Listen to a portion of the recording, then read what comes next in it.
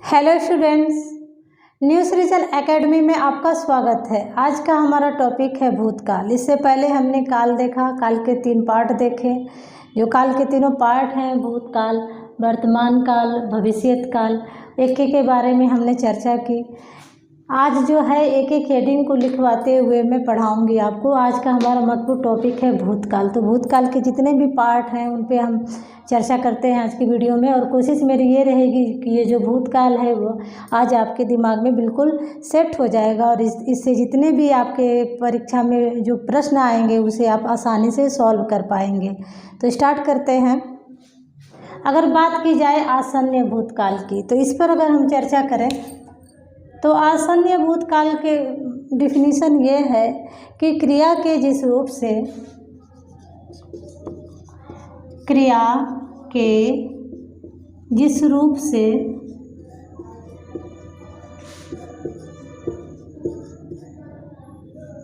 कार्य के निकट समय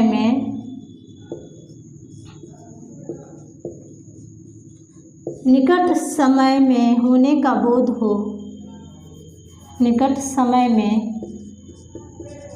का बोध हो,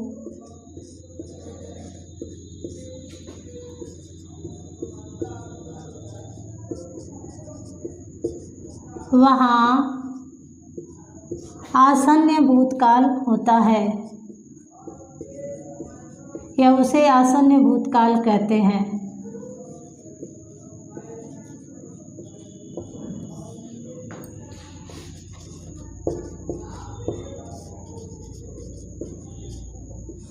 पहचान की बात की जाए, जो वाक्य है उनके अंत में, यानी कि वाक्य के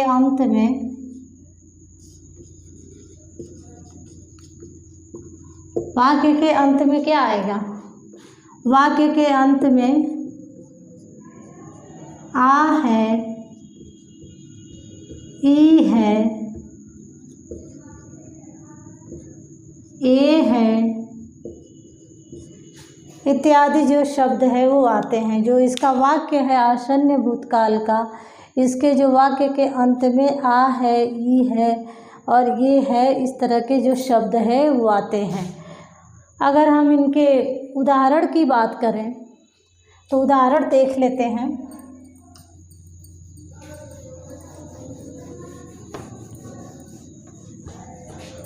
अगर उदाहरण की बात की जाए, उदाहरण आसन्न भूतकाल के, तो उदाहरण में देखेंगे जैसे मैंने आम खा लिया है।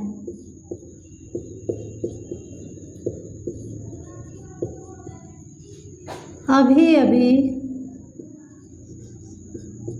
अभी वह स्कूल गया है।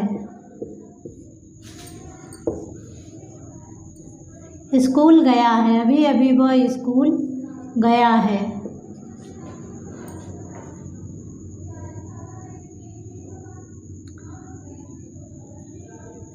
पिताजी बाजार से वापस आए हैं।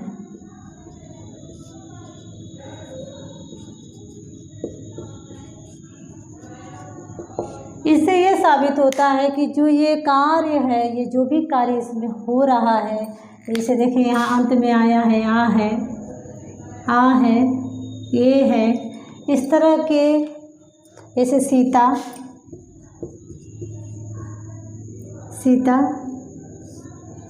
वन गई है, यानी कि तत्काल उस समय की बात हो रही है जब सीता तुरंत बन गई हैं, या पिताजी बाजार से तुरंत वापस आए हैं तब की बात हो रही है। वह अभी अभी स्कूल गया है। तो इस तरह के जितने भी वाक्य आते हैं ये सारे जो है आसन्न भूतकाल के उदाहरण माने जाते हैं। इन वाक्य के अंत में इनकी पहचाने हैं कि आ है, ये ए है, इस तरह के ई है, इस तरह के जो है शब्द आएंगे। अगर नेक्स्ट की बात की जाए सामान्य भूतकाल की, तो सामान्य भूतकाल की डिफिनीशन है कि क्रिया के जिस रूप से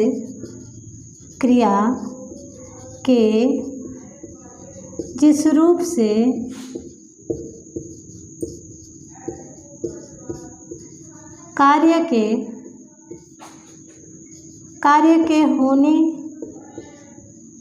के होने के समय का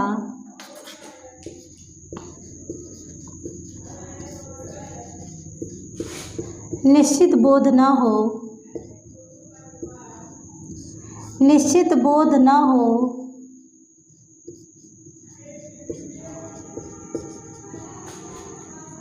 उसे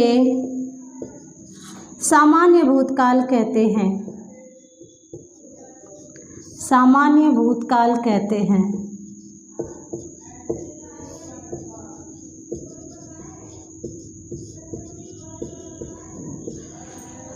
यानी कि क्रिया के जिस रूप से कार्य के होने के समय का निश्चित बोध न हो, यानी कि एग्जैक्ट पता न हो कि जो कार्य तो भूतकाल में हुआ, लेकिन कब हुआ, किस टाइम हुआ, इसका कोई बोध ना हो, तो वहाँ पर होता है सामान्य भूतकाल। अगर पहचान की बात की जाए, जो सामान्य भूतकाल है उसकी पहचान की बात की जाए, तो पहचान में वाक्य के अंत में आ आएगा, ई आएगी या ए आएगा। अगर उदाहरण की बात की जाए, तो उदाहरण हम लेते हैं, जैसे वह गया, वर्षा हुई, बच्चे शोर मचाए,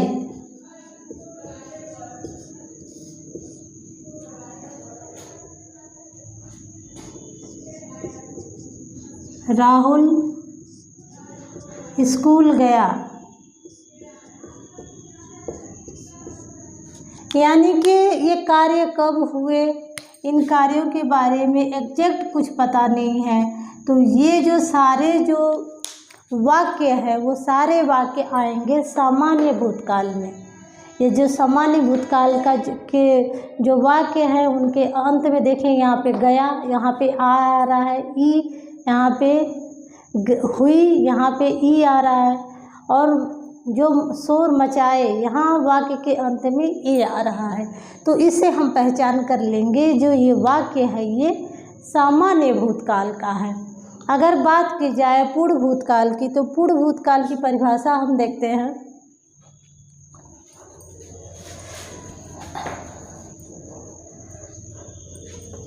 अगर पूर्ण भूतकाल की देखा जाए तो इसकी परिभाषा है कि क्रिया के जिस रूप से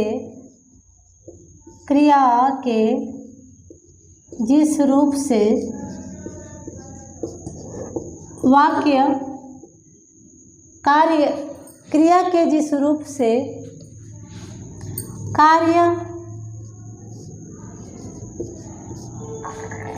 कार्य के पूर्ण होने का बोध हो,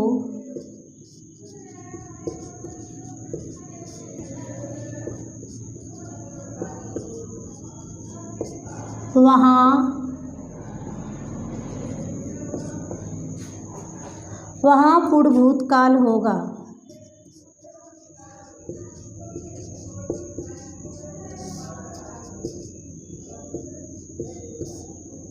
अगर उदाहरण की बात की जाए, इसके उदाहरण हम देखते हैं।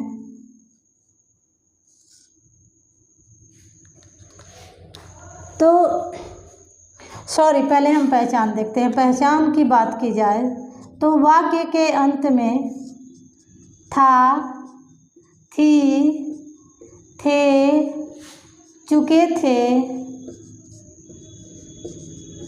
चुका था,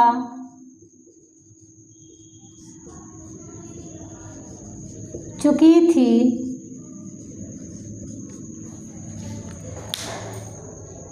यानी कि वाक्य जो होगा उसके अंत में था आएगा, थी आएगी, थे आएंगे, चुके थे आएंगे, चुका था आएगा, चुकी थी, इस तरह का वाक्य के अंत में आएगा। अगर उदाहरण की बात की जाए तो उदाहरण हम देख लेते हैं। मैं स्कूल गया था।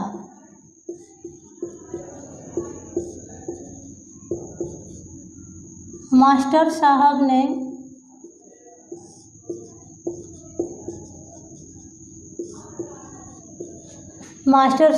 ने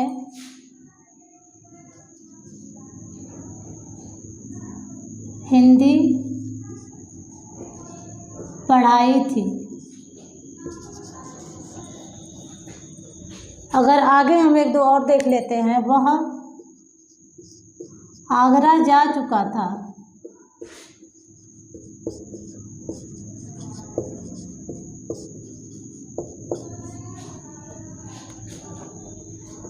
सीता वन जा चुकी थी। देखिए यहाँ वाक्य के अंत में आ रहा है था, थी, चुका था या चुकी थी। ये जो पहचान है ये बताता है कि जो वाक्य है वह पूर्ण भूतकाल का है। इसमें जो ये कार्य है ये पूरी तरह से कंप्लीट हो चुका है। इससे ये पता चलता है जो वाक्य के अंत में था है, थी है, थे है, चुके थे, चुका था, चुकी थी, यानी कि जो कार्य है वो पूरी तरह से कंप्लीट हो चुका है। तो यहाँ होगा पूर्ण भूतकाल। अब हम देखते हैं अपूर्ण भूतकाल। इसकी परिभाषा की बात की जाए, अपूर्ण भूतकाल में जो कोई कार्य होता है वह कार्य होते हुए तो देखा गया होता है, लेकिन उसे जो है समाप्त होते हुए नहीं देखा गया होता है। तो डिफिनीशन हम लिख लेंगे इसकी अपूर्ण भूतकाल की। क्रिया के जिस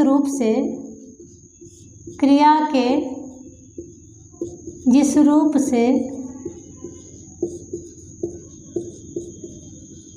कार्य को भूतकाल में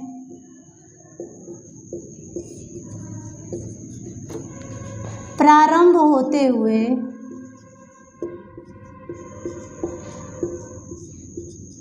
देखा गया था,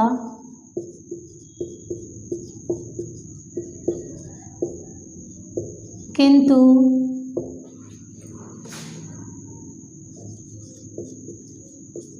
कार्य के समाप्ति का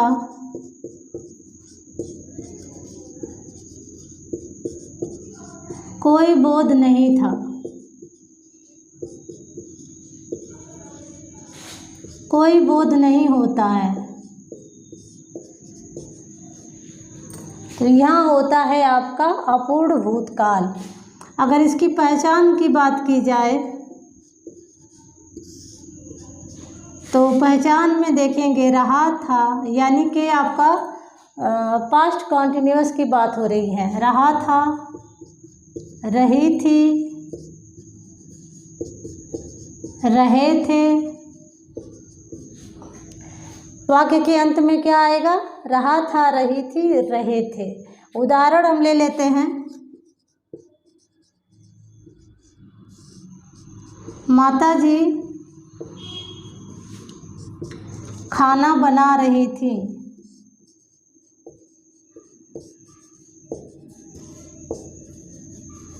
माताजी खाना बना रही थी। बच्चे शोर मचा रहे थे।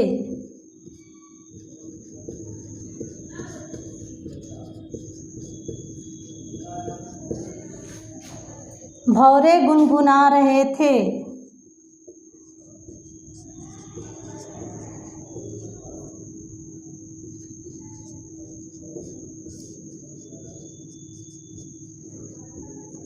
ये जितने भी कार्य हैं वो कार्य को प्रारंभ होते हुए देखा गया था, लेकिन कार्य कब तक हुआ, कब तक चला, इसका कोई बोध नहीं है। तो ये जो पहचान है किसकी है?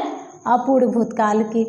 अब हम अगली जो हेडिंग है देखते हैं संदिग्ध भूतकाल के बारे में। संदिग्ध भूतकाल में कोई भी कार्य जो है उसका भूतकाल में होने में डाउट होता है, यानी कि कार्य हुआ था या नहीं हुआ था, इसका कोई बोध नहीं होता है। तो इसकी परिभाषा हम लिखते हैं। अगर हम देखें संदिग्ध भूतकाल की बात करें तो संदिग्ध भूतकाल में क्रिया के जिस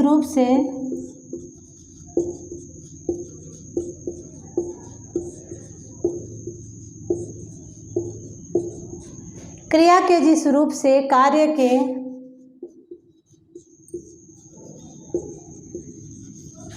भूतकाल में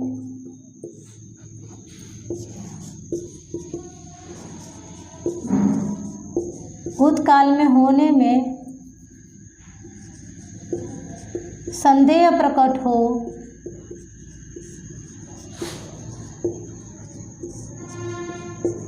वहाँ संदिग्ध भूतकाल होगा। संदिग्ध भूतकाल होगा।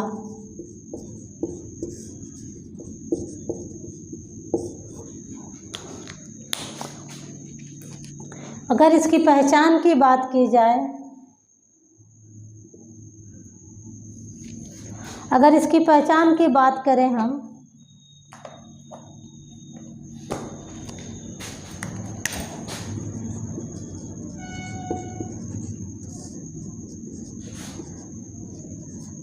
तो हुआ होगा, हुई होगी, इत्यादि। उदाहरण हम देखते हैं आगे। तो माताजी ने खाना बनाया होगा। माताजी ने खाना बनाया होगा। देखिए, इस बात में संदेह है। यह बात तो हो रही है भूतकाल की, लेकिन खाना माने बनाया होगा, नहीं बनाया होगा, इसका कोई बोध नहीं है। माताजी ने खाना बनाया होगा। रोहन ने पढ़ाई की होगी।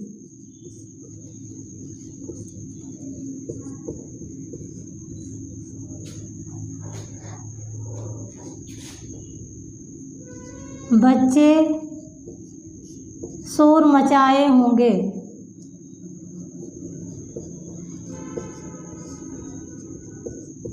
ये बात हो रही है भूतकाल की, लेकिन ये भूतकाल में कार्य हुआ था या नहीं हुआ था, इसका कोई जो है बोध नहीं है। तो ये जो है कार्य होने में संदेह है। तो ये जो है आपके सारे जो उदाहरण आ गए, ये सारे हो गए संदिग्ध भूतकाल के। अब नेक्स्ट है जो हेतु मध्य भूतकाल। हेतु मध्य भूतकाल की बात की जाए तो हेतु मध्य भूतकाल में कोई कार्य जो है भूतकाल में होना था, लेकिन वो किसी कारणवश नहीं हो पाया। जैसे अगर हम इसकी परिभाषा देखते हैं तो हेतु मध्य भूतकाल में क्रिया के जिस रूप से, क्रिया के जिस रूप से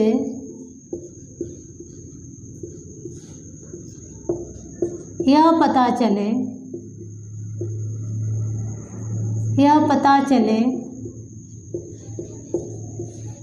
कि कोई कार्य भूतकाल में होना था,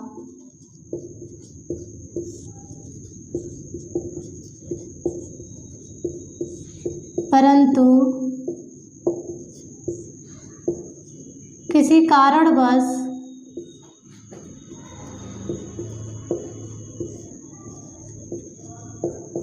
नहीं हो सका। क्रिया के जिस रूप से यह पता चले कि कोई कार्य भूतकाल में होना था, परंतु किसी कारणवश कार्य नहीं हो सका। देखिए, यहाँ चीज़ें छूट गई हैं जल्दी में। क्रिया के जिस रूप से यह पता चले कि कोई कार्य भूतकाल में होना था, परंतु किसी कारणवश कार्य नहीं हो सका।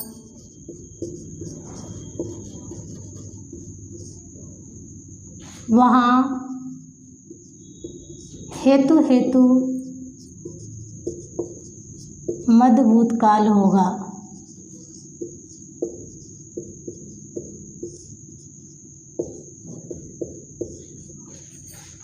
क्रिया के जिस रूप से यह पता चले कि कोई कार्य भूतकाल में होना था परंतु किसी कारणवश कार्य नहीं हो सका, वहाँ हेतु मद भूतकाल होगा। उदाहरण की बात की जाए, पहचान की बात कर लेते हैं पहले। पहचान, दो उपवाक्य क्रिया के कारण आपस में जुड़े होंगे।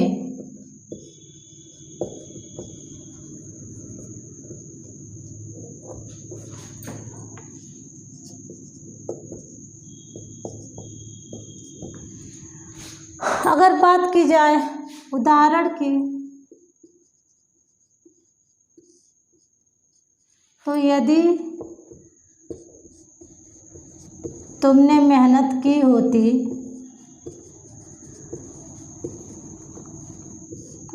यदि तुमने मेहनत की होती तो तुम अवश्य सफल हुए होते।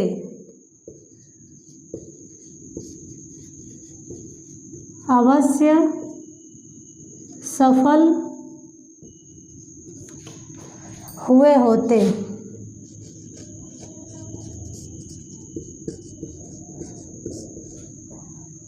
यदि मोहन ने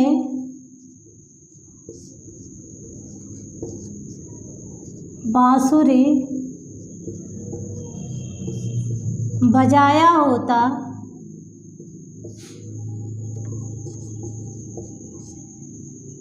तो राधा ने नृत्य किया होता।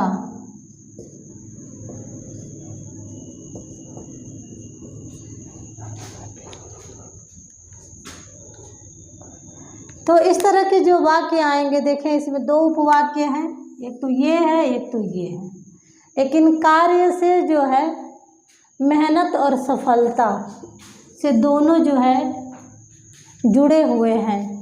यहाँ जो है बांसुरी बजाने से और नाचने नृत्य करने से ये दोनों जो है उपवाक्य आपस में जुड़ा हुआ है। यहाँ पर भी देखें दो उपवाक्य हैं। तो ये बात अगर भूतकाल की हो रही है और दो उपवाक्य है तो वहाँ यह पहचान है कि यहाँ पर जो है हेतु मद भूतकाल होगा। ये तो आपके 6 पाठ थे भूतकाल के, जिसको हमने पढ़ा दिया, इसे हमने चर्चा कर लिया। अगर हम काल के जितने भाग हैं उनके क्वेश्चन सॉल्व करना चाहते हैं तो हम अगर काल को बना दें दादाजी, तो दादाजी के 3 बेटे कौन कौन से होंगे? भूतकाल, काल मतलब दादाजी, उनका जो पहला बेटा भूतकाल, दूसरा जो है वर्तमान काल, जो तीसरा है ये हो जाएगा भविष्यत काल।